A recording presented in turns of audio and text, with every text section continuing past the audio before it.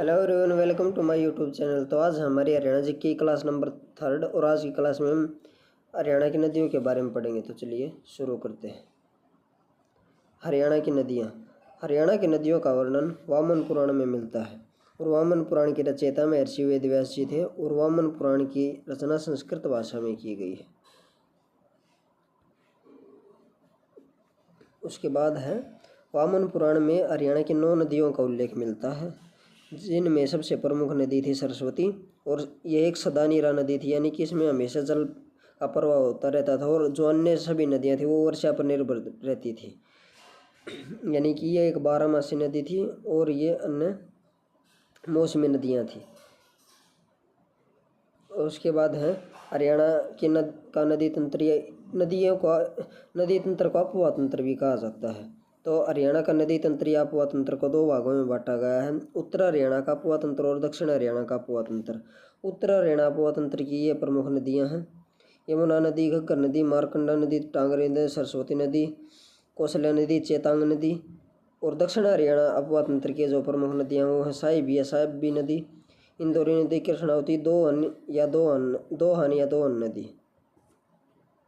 अब उसके बाद है अब सबसे पहले हम उत्तर हरियाणा अपवा तंत्र के बारे में पढ़ेंगे। तो इनमें सबसे पहले नदी है यमुना नदी। यमुना नदी एक ऋग्वेद कालीन नदी है। इसका ऋग्वेद में 3 बार वर्णन है। ऋग्वेद में गंगा नदी का 1 बार वर्णन है और यमुना का 3 बार वर्णन है। सबसे अधिक बार वर्णन सिंधु नदी का है और ऋग्वेद की सबसे पवित्र नदी सरस्वती नदी थी। सरस्वती नदी को ऋग्वेद में नदीतमा कहा गया है, नदीतमा। और ऋग्वेद में कुल 25 नदियों का वर्णन है। कुल 25 नदियों का ऋग्वेद में वर्णन है। उसके बाद है यमुना नदी हरियाणा की सबसे प्रमुख व एकमात्र 12मासी व चिरस्थायी नदी है। उसके बाद यमुना नदी के उपनाम। तो यमुना नदी के उपनाम है कालिंदी, असित, सूर्यपुत्री, छायापुत्री, यमराज की बहन, शनि जी महाराज की बहन और काली गंगा। ये सभी यमुना नदी के अन्य नाम हैं। उसके बाद है यमुना नदी का उद्गम यानी कि ओरिजिन, यानी कि कहाँ से निकलती है यमुना नदी। तो उत्तराखंड राज्य के गढ़वाल क्षेत्र में यमुनोत्री ग्लेशियर के कालिंद पर्वत और कालिंद पर्वत के बीच चंपासर ग्लेशियर की बंदरपूत चोटी से यमुना नदी का उद्गम होता है। और उत्तराखंड के बाद यह हिमाचल प्रदेश में प्रवेश करते हैं और हिमाचल प्रदेश का पोंटा साहिब यमुना नदी के किनारे ही बसा हुआ है। उसके बाद पोंटा साहिब के बाद यह हरियाणा में प्रवेश करती है ताजेवाड़ा के उत्तर में कलेसर से। तो हरियाणा में प्रवेश कहाँ से करती है? कलेसर यमुनानगर से। कलेसर यमुनानगर से यह हरियाणा में प्रवेश करती है और कलेसर के बाद ताजेवाड़ा तक यह एक गुम्फित जलमार्ग का निर्माण करती है और यमुना नदी ताजेवाला से ही पहली बार मैदानी क्षेत्र में प्रवेश करती है। ताजेवाला में इस पर एक हेड बना हुआ है जिसका निर्माण है 1873 में किया गया था। उसके बाद है ताजेवाला के निकट दक्षिण में इस पर अथेनीकुंड बैराज बना हुआ है और इसका निर्माण 168 करोड़ की लागत से 1696 से लेकर 1699 के बीच करवाया गया और इसमें पानी 2002 में छोड़ा गया था। वर्तमान में जो ताजेवाला बैराज है उसे बंद कर दिया गया है और उसी के स्थान पर अथेनीकुंड बैराज को बनाया गया है। यानी कि अथेनीकुंड बैराज नहीं, ताजेवाला जो बैराज था उसकी जगह ली है। उसके बाद है यमुना नदी हरियाणा के 6 जिलों से होकर गुजरती है: यमुनानगर, करनाल, पानीपत, सोनीपत, फरीदाबाद और पलवल से। उसके बाद है यमुना नदी हरियाणा से बाहर हसनपुर, पलवल से होती है। तो एंट्री कहाँ से होती है हरियाणा में? कलेसर यमुनानगर से। और हरियाणा से बाहर कहाँ से निकलती है? हसनपुर, पलवल से। और हसनपुर पलवल से पूर्व में मुड़कर यूपी के अलीगढ़ जिले में प्रवेश करती है। और यमुना नदी का गंगा में विलय प्रयागराज में होता है। उसके बाद है यमुना नदी की कुल लंबाई 1376 किलोमीटर है, लेकिन हरियाणा में इसकी लंबाई मात्र 320 किलोमीटर है। तो हरियाणा में कितनी लंबाई है यमुना नदी की? 320 किलोमीटर। कुल लंबाई कितनी है? 1376 किलोमीटर। उसके बाद है हरियाणा में यमुना की सहायक नदियाँ। तो हरियाणा में यमुना की कौन कौन सी सहायक नदियाँ हैं? वो है पथराड़ा नदी, बूढ़ी नदी, थापना नदी, सोम्ब नदी, साहिबी नदी और मस्करा नदी। जो थापना नदी है इसका उद्गम शिवालिक की तलहटी से होता है यमुनानगर यमुनानगर में शिवालिक के तलहटी से थापना नदी का उद्गम होता है और यह कनासली गांव के निकट यमुना नदी में मिल जाती है थापना नदी। और थापना नदी जलीय जीवों की प्रजाति के लिए बहुत प्रसिद्ध है, स्पेशली इसमें महाशीर मछली पाई जाती है। और थापना नदी को हरियाणा की नीली नदी कहा जाता है क्योंकि यह प्रदूषण रहित नदी है, इसमें प्रदूषण नहीं है, ना के बराबर है, यह प्रदूषित रहित नदी है, इसका पानी बहुत साफ है, इसलिए इसे नीली नदी भी कहा जाता है थापना नदी को हरियाणा में। अब उसके बाद है यमुना नदी, पथराला नदी और सोम जो नदी है वो त्रिवेणी संगम का निर्माण करती हैं, जो कि दादोपुर हेड बना हुआ है इन तीनों के संगम पर। उसके बाद है घग्गर नदी। अगली जो उत्तर हरियाणा का नदी तंत्र है उनमें जो दूसरी नदी है वो है घग्गर नदी। घग्गर नदी हिमाचल प्रदेश के सोलन जिले में डागसाई की पहाड़ियों से निकलती है और हरियाणा में प्रवेश कालका पंचकुला में करती है। यमुना नदी का प्रवेश कहाँ होता था? कलेसर यमुनानगर में। और जो घग्गर नदी है वो कहाँ से प्रवेश करती है? हरियाणा में कालका पंचकुला से। और कहाँ से इसका उद्गम होता है? डागसाई की पहाड़ियों से, हिमाचल प्रदेश के सोलन जिले से। उसके बाद है जो घग्गर नदी है वो कालका पंचकुला के बाद पंजाब में जाती है, पंजाब के बाद वापस अम्बाड़ा में प्रवेश करती है, अम्बाड़ा के बाद वापस पंजाब में प्रवेश करती है, पंजाब के बाद वापस कैथल में प्रवेश करती है हरियाणा के, कैथल से फिर वापस पंजाब में प्रवेश करती है और पंजाब के बाद फिर वापस हरियाणा के फतेहाबाद में और फिर सिरसा में, और सिरसा ज़िले के बाद सीधे राजस्थान के हनुमानगढ़ ज़िले में चली जाती है। और जो सिरसा से लेकर राजस्थान के बीच जो ये मार्ग तय करती है उस मार्ग के बीच में इस पर एक झील भी बनी हुई है जिसका नाम है तलवाड़ा झील। और घग्गर नदी पर सिरसा में ओट्टू गांव है जो कि रानिया तहसील है सिरसा जिले की, उसमें ओट्टू गांव है, उस पर ओट्टू बांध बना हुआ है जिसका दूसरा नाम वीरराज बांध है। और धनुर झील, क्योंकि जहाँ पर वर्तमान में ओट्टू बांध बना हुआ है वहाँ पहले धनुर झील होती थी, इसलिए यह धनुर झील के नाम से ही प्रसिद्ध है ओट्टू बांध। और ओट्टू बांध का निर्माण 1896 में किया गया था। तो ओट्टू बांध कहाँ पर है? सिरसा में। कौन सी नदी पर? घग्गर नदी पर। ओट्टू बांध के अन्य नाम है वीरराज बांध और धनुर झील, और इसका निर्माण 1896 में हुआ था। उसके बाद है घग्गर नदी को पाकिस्तान में आकरा तथा नारा नदी के नाम से जाना जाता है। और घग्गर नदी को राजस्थान में मृत नदी कहा जाता है। घग्गर नदी को हरियाणा का शोक कहा जाता है। तो हरियाणा का शोक कौन सी नदी है? घग्गर नदी। और यह हरियाणा की दूसरी सबसे महत्वपूर्ण नदी व दूसरी सबसे लंबी नदी है और शिवालिक की श्रेणियों से निकलने वाली सबसे लंबी नदी घग्गर ही है। उसके बाद है घग्गर सिंधु नदी तंत्र का हिस्सा है, जैसे कि वही 3 नदी तंत्र है, गंगा नदी तंत्र, ब्रह्मपुत्र नदी तंत्र और सिंधु नदी तंत्र। तो इनमें से सिंधु नदी तंत्र का हिस्सा है घग्गर नदी और यह हरियाणा के 5 जिलों से होकर गुजरते हैं। उसके बाद है हड़प्पा सभ्यता का स्थल कालीबंगा इस नदी के किनारे स्थित था। जो घग्गर नदी है वो पहले प्राचीन काल में पाकिस्तान में बहती थी, लेकिन वर्तमान में यह राजस्थान में ही लुप्त हो जाती है। तो उस समय इसकी लंबाई 1008 किलोमीटर थी टोटल, और हरियाणा में इसकी लंबाई 241 किलोमीटर है। तो हरियाणा में घग्गर नदी की लंबाई कितनी है? 241 किलोमीटर। यमुना की कितनी थी? 320 किलोमीटर। और यमुना की टोटल लंबाई कितनी थी? 1376 किलोमीटर। घग्गर की कुल लंबाई कितनी है? 1008 किलोमीटर। उसके बाद है घग्गर की सहायक नदियाँ। तो हरियाणा में जो घग्गर की सहायक नदियाँ हैं वो मारकंडा नदी, चेतांग जिसे दृष्टवती नदी भी कहते हैं, कौशल्या नदी, टांगरी नदी या डांगरी नदी भी कहते हैं इसे, सरस्वती या सरस्वती नदी और झाझरा नदी। झाझरा नदी वर्तमान में विलुप्त हो चुकी है। जो कौशल्या नदी है उसका उद्गम हिमाचल प्रदेश व पंचकुला के बॉर्डर पर शिवालिक से होता है। तो कहाँ से होता है इसका उद्गम? शिवालिक से। और पिंजौर के निकट यह घग्गर में मिल जाती है। उसके बाद है कौशल्या नदी की कुल लंबाई 30 किलोमीटर है और हरियाणा में लंबाई 20 किलोमीटर है। उसके बाद है कौशल्या नदी पर एक कौशल्या बांध बना हुआ है पिंजौर पंचकुला में, जिसका निर्माण 2008 में हुआ था और इसका निर्माण कार्य पूरा 2012 में हुआ था। शुरू कब हुआ था कौशल्या बांध का निर्माण? 2008 में। पूरा कब हुआ? 2012 में। अब उसके बाद है मारकंडा नदी। जो तीसरी महत्वपूर्ण नदी है उत्तर हरियाणा नदी तंत्र की, वह मारकंडा नदी। मारकंडा नदी का उद्गम शिवालिक पहाड़ी, जो कि हिमाचल प्रदेश में शिवालिक पहाड़ी है, और सिरमौर जिले के नान क्षेत्र में कटासन देवी मंदिर के समीप से, कटासन देवी मंदिर के समीप से मारकंडा नदी का। तो कहाँ से? हिमाचल प्रदेश के शिवालिक क्षेत्र में सिरमौर जिले के नान क्षेत्र में कटासन देवी मंदिर के पास से। उसके बाद है हरियाणा में सबसे पहले प्रवेश यह काला अम्ब गांव अम्बाड़ा में करती है। तो अम्बाड़ा के काला अम्ब गांव में यह प्रवेश करती है। उसके बाद अम्बाड़ा कैंट होते हुए शाहबाद कुरुक्षेत्र, तो कुरुक्षेत्र के शाहबाद से होते हुए पेहुआ में जाती है और पेहुआ के निकट अरुणाई गांव है। पेहुआ में अरुणाई गांव की सनीसा झील में अपना पानी गिराती है मारकंडा नदी।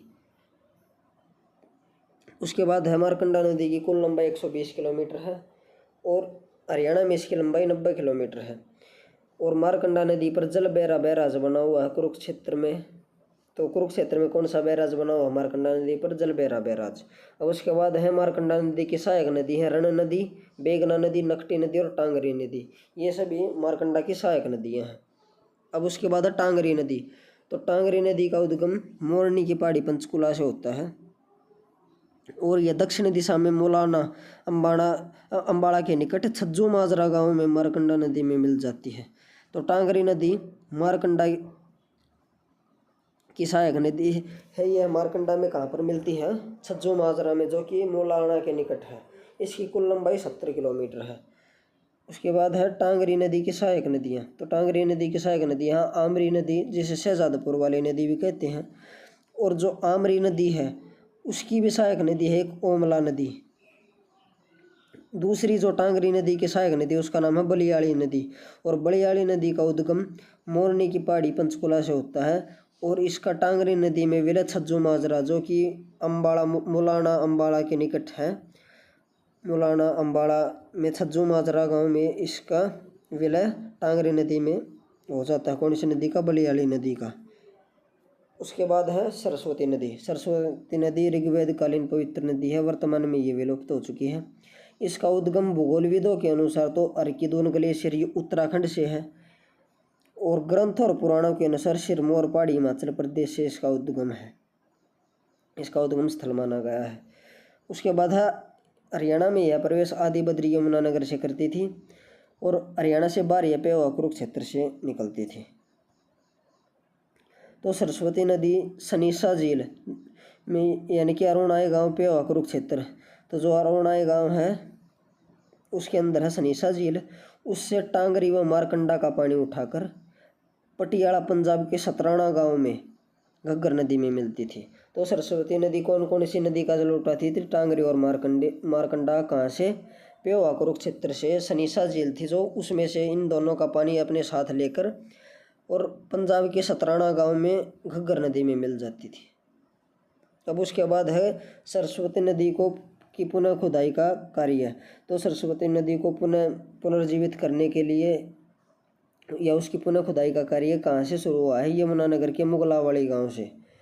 और केंद्र सरकार द्वारा सरस्वती नदी की खुदाई है तो एक कमेटी बनाई गई है जिसका नाम है KS वाल्दिया कमेटी।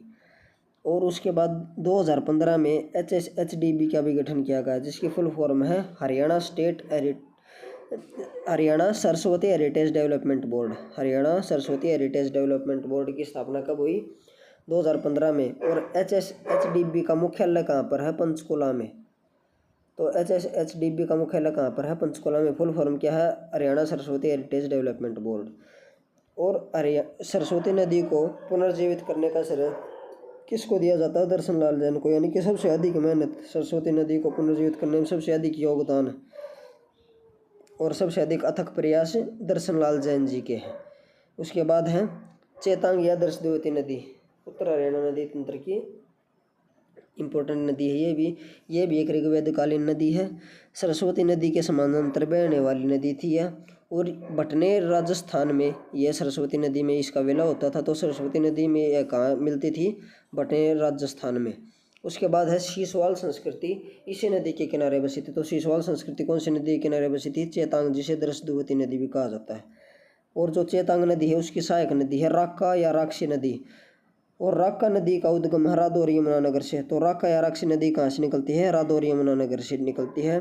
और इस राका नदी का चेतांग में विलय कहाँ पर होता है? लाडवा कुरुक्षेत्र में। अब उसके बाद है दक्षिण हरियाणा का उपवातंत्र। तो इसी के साथ हमने उत्तर हरियाणा का जो उपवातंत्र था उसकी सभी इंपॉर्टेंट नदी कवर कर ली। अब हम दक्षिणी हरियाणा उपवातंत्र या नदी तंत्र, यानी कि दक्षिण हरियाणा की जो महत्वपूर्ण नदियाँ हैं उन सब के बारे में पढ़ेंगे। तो इनमें सबसे महत्वपूर्ण नदी है दक्षिण हरियाणा की साहिबी नदी। इसका अन्य नाम है साबी नदी और नाला नंबर 8 यानी कि ड्रेन नंबर 8 भी कहा जाता है इसे, ड्रेन नंबर 8, नाला नंबर 8 भी कहा जाता है साहिबी नदी को।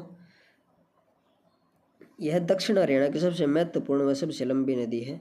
इसका उद्गम अरावली पहाड़ियों के राजस्थान में शिखर जिले के अजीतगढ़ व मनोहरपुर गांव के बीच स्थित दाराजी मंदिर के निकट से होता है। तो राजस्थान के अंदर जो अरावली पहाड़ियों का क्षेत्र है शिखर जिले के अंदर, वहाँ पर अजीतगढ़ व मनोहरपुर गांव हैं, उनके बीच है दाराजी देवी का मंदिर, वहाँ से साहिबी नदी का उद्गम होता है। उसके बाद है साहिबी नदी हरियाणा में प्रवेश कोट कासिम राजस्थान के निकट नज़दीक रेवाड़ी ज़िले में, तो रेवाड़ी ज़िले से ही हरियाणा में प्रवेश करती है साहिबी नदी स्पष्ट मार्ग में कहाँ पर आती है, तो तित्रपुर मसाणी गांव में, तित्रपुर मसाणी गांव रेवाड़ी में इसका मार्ग स्पष्ट हो जाता है। उसके बाद ये स्पष्ट मार्ग सीधा गुरुग्राम के पटौदी तक बहती है इसी मार्ग में ये, और उसके बाद गुरुग्राम पटौदी के बाद ये झज्जर में आती है, और झज्जर के कुताणी गांव में यह एक अनेक धाराओं में विभाजित, जैसे ये एक धारा है यह अलग अलग धाराओं में बट गई, अलग अलग वितरिकाएं होगी साहिबी नदी की झज्जर के कुताणी गांव में।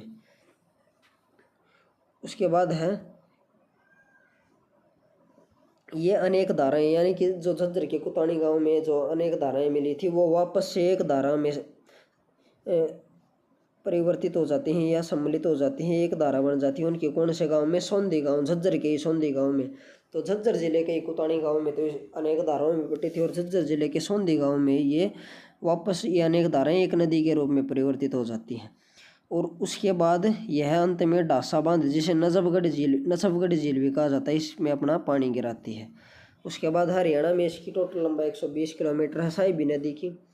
और साहिबी नदी की जो सहायक नदियाँ हैं वो है इंदौरी नदी, दोहन नदी, कृष्णावती नदी, सोता नदी, बरकानिया नाला और इंदौरी नाला, ये सभी इसकी सहायक नदी और नाले हैं।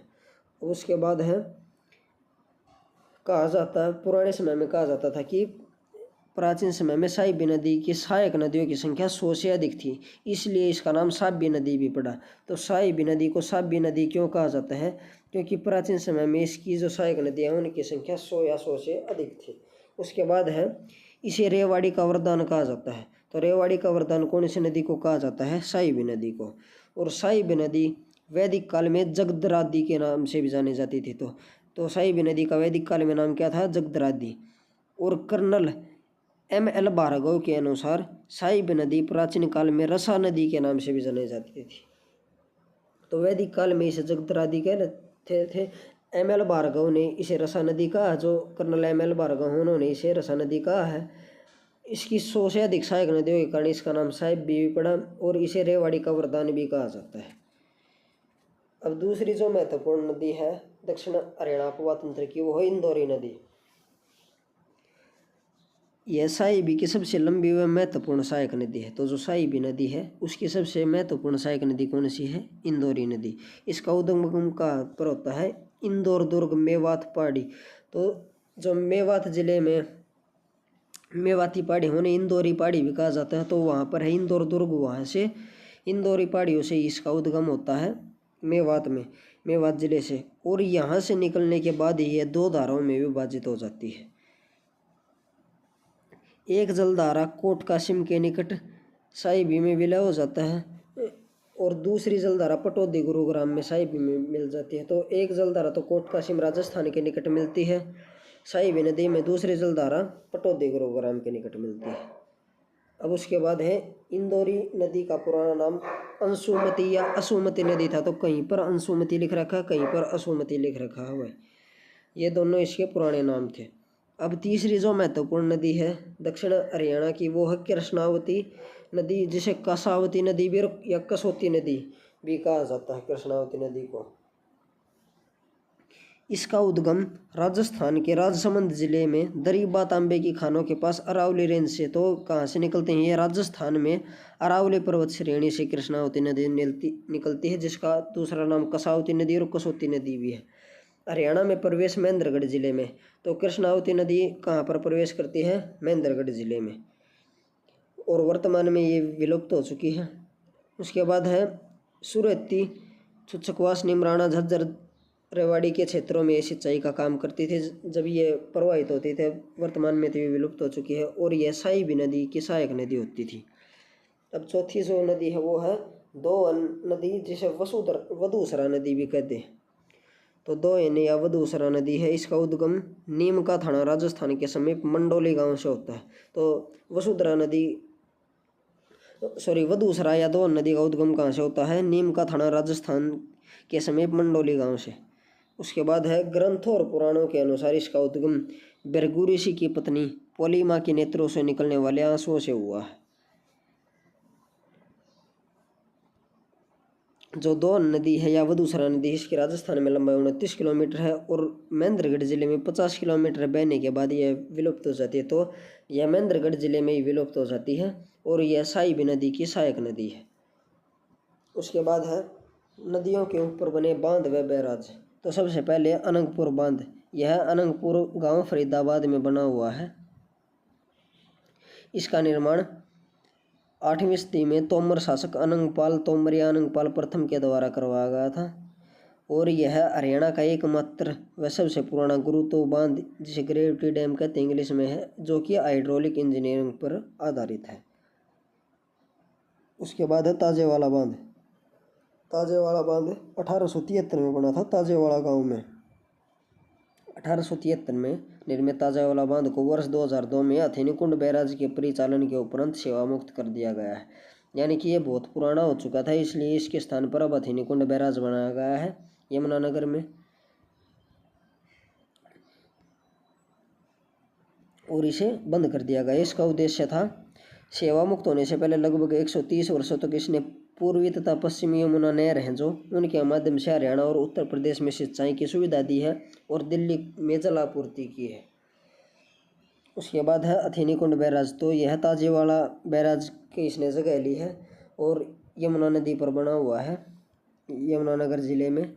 इसका उद्घाटन 1994 में भजन लाल के द्वारा किया गया था। इसका निर्माण कार्य शुरू 1996 में हुआ था, निर्माण कार्य पूरा 1999 में और इसमें सबसे पहले पानी छोड़ा गया था 2002 में। और हथेनीकुंड बैराज को मछुआरों का स्वर्ग कहा जाता है। तो मछुआरों का स्वर्ग किसे कहा जाता है? हथेनीकुंड बैराज को। और ये ताजेवाला जो गांव है इसे ईडन पैराडाइज ऑफ हरियाणा कहा जाता है। Eden paradise of Haryana.